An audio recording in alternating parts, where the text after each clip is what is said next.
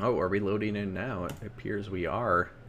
So I know here this is we a matchup I played a lot on both sides, so I know a few of, 3 to 5 of the different counterplay builds that you may employ. mm-hmm. Because it is a big thing though. If whoever invests in the artillery fight could gain the initiative, and like we saw in the last Empire battle on this map, having that Overwatch fire with the AP missiles is it's very strong on a map like this since you have constant fire because of the height advantage. And, Mm-hmm. it's relatively flat too, so you can shoot from all angles just about on your hill. Yeah.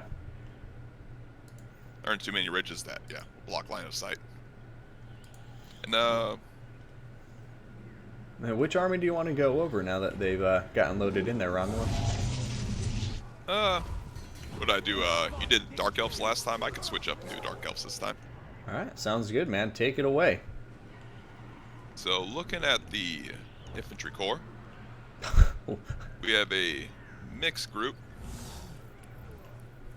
with 2 Black Arc Corsairs, 2 Dread Spears. Now for the Cav, which there is a massive cavalry contingent here. We have 2 Dark Riders, 3 Cold One Knights, and the RORs and SG Harvesters, Doomfire Warlocks. And then we have a small skirmish contingent, 2 Dark Rider, Peter Crossbows, great unit in this matchup as well. Now for the leadership, we have Malekith on his Dragon Seraphon.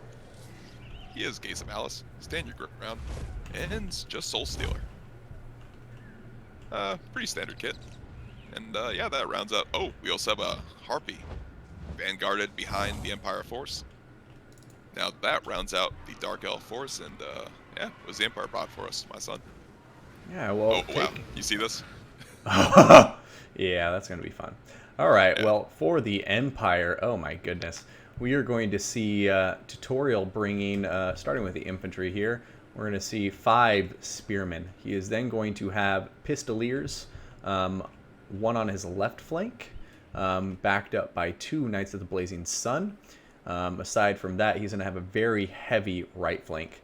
The right flank will consist of 3 Huntsmen. We're going to have Knights of the Blazing Sun and the ROR Royal Altdorf Griffites. And then for the leadership, we are going to be seeing an Amber Wizard on foot with Transformation of Kadan, as well as, oh my goodness, what is that? Pan's Impenetrable Pelt and the Curse of Anraher, as well as Wild Heart, Power Stone, and Blast. And then up in the air, we're going to have our other leader, who's going to be Boris Todbringer on top of Pegasus with the Midland Runefang, the White Cloak of Ulrich, and Hold the Line. So that's going to be it for the Empire Army, and we're going to have some interesting Vanguard shenanigans going on very early here. So I guess we'll see what happens. Vanguard shenanigans indeed, and I must say a very unorthodox Empire leadership corps. Oh yeah, I'm not used to seeing, first of all, that spell kit on the Amber Wizard, and second of all, Boris on a Pegasus up in the air. But I suppose, Yeah, yeah, we'll see how Boris does. I just feel like he's going to not be the best in combat against Malekith. that must be almost 500 gold spent on spells as well on the Amber Wizard. Yeah. A lot of gold.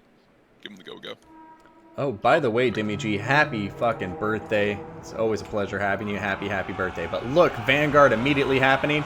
In go the Knights of the Blazing Sun and Boris Todbringer, though, very quickly going to counter that engagement and do a ton of damage to those Dark Riders. A happy birthday to Demi, and we're getting right into the action here for you, bud. Oh, yeah. Look at this. Oh, a big old Soul Stealer. Yeah, man. Now, the Knights of the Blazing Sun will negate some of that with that magic resistance, but this could be a great early jump, and that breath is a big whiff. Big whiff. Yeah, big whiff. Didn't land on anything, but it did destroy some nice grass. Yeah, it certainly did. It roasted that grass.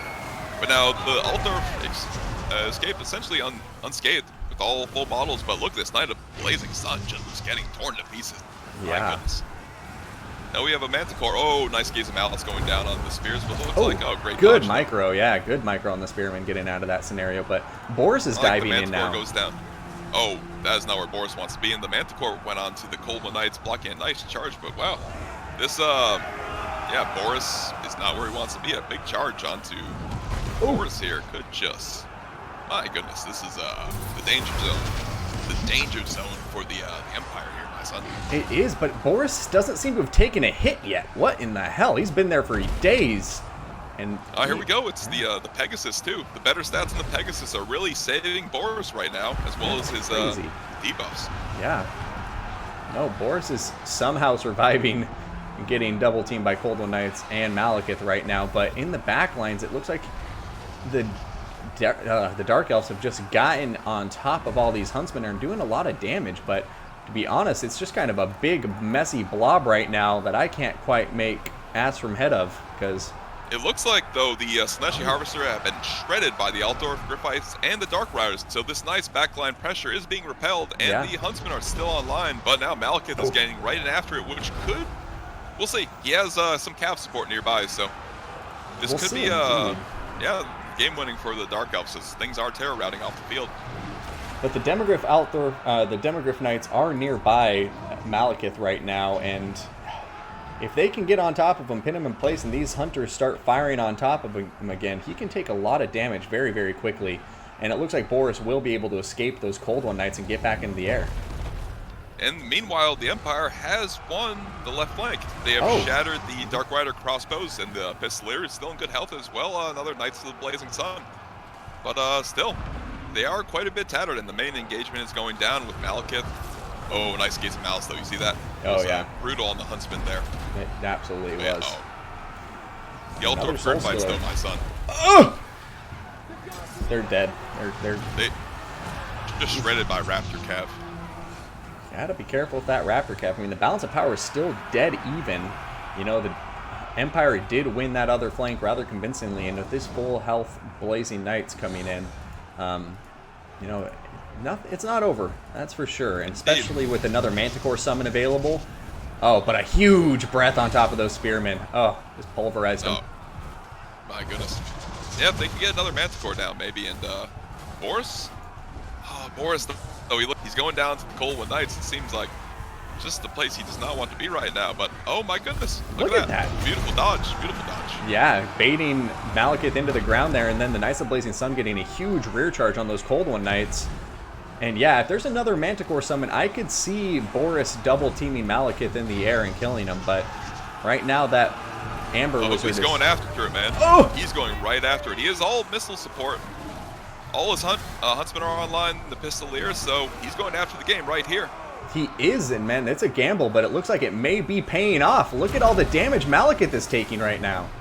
Yeah, this is starting to look like the Empire game. The Dark Elf Cav has been worn down, torn to pieces. There's still some Empire Knights on the field.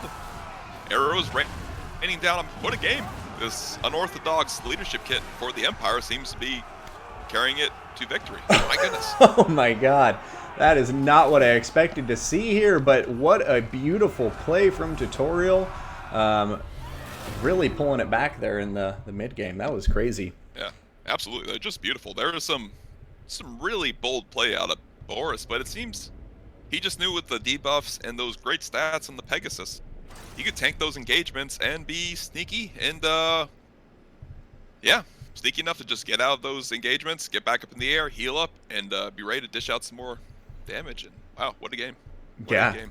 No, that was a crazy good game. Yeah, Boris on the Pegasus for the win, man. That was so surprising to me. And, you know, him being on the Pegasus was what let him get in and out of combat so quickly, and really, really benefited him a ton. I was worried about that pick, but with the amount of times I saw him dive into combat and pull back out, I think I might be a believer.